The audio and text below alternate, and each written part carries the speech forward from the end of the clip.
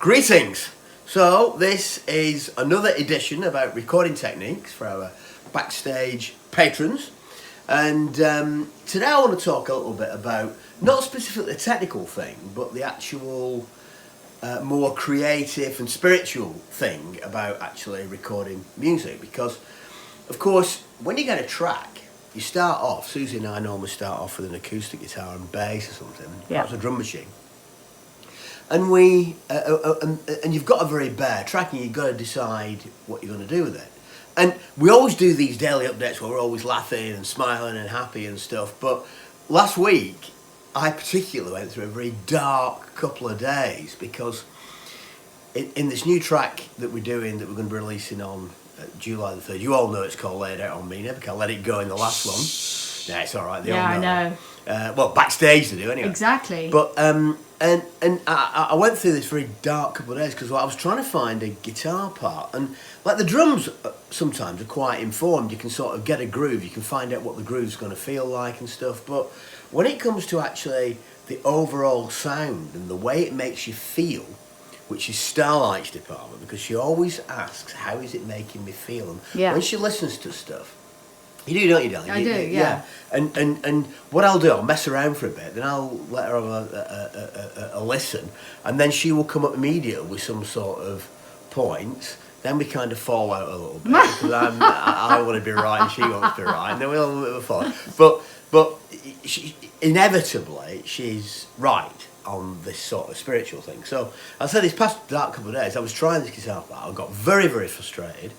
I was trying to do something quite complicated. It wasn't coming off. My playing it was difficult. It was very, very slack. I couldn't really nail the part.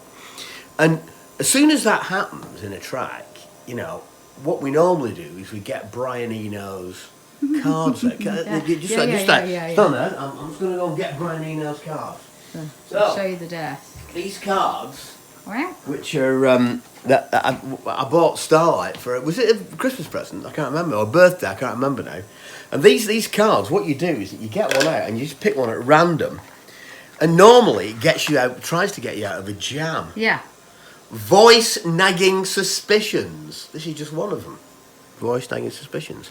So they're all sort of really odd things and very, very strange takes on stuff. But we look at these, and then we had a think, and I thought, well, I'm going to try something completely different. So the guitar part I ended up doing was totally different than what we started with. It's a lot cleaner, it's more emotive, I wouldn't say it's simpler, it's just a different approach, which gives the song a completely different feel. And this is what you don't see when we're actually, you know, when you see a final piece, you know, or hear a final piece come out, it's taken an awful lot of thinking about and a lot of gnashing of teeth, the creative teeth, you know.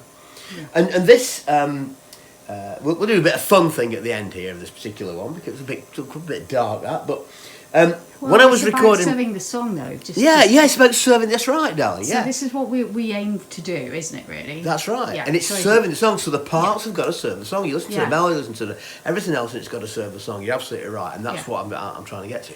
But as I say, the fun bit now. Yeah. We were actually recording. We were actually recording some tremolo guitar last week. Now we've got through there a 1963 Vox AC30.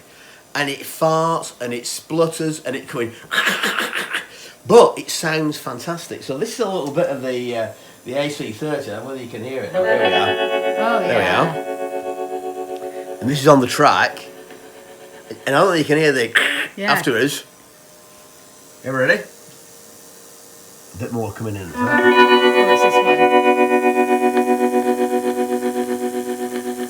All this scratching and everything else. So what I did is that when it dies out, I had to cut away a little bit of the scratching to, and when I say cut away, I just muted it. Yeah. So I got rid of that noise from under the track, because if you get a lot of noise like that in the track, it builds up and it ends up being just noise in the track, which you don't want. That's why you get that openness. So, but you know, we're using this, and we use these vintage instruments, so it's not all that easy to actually use vintage amplifiers and instruments, because they have inherent problems like this.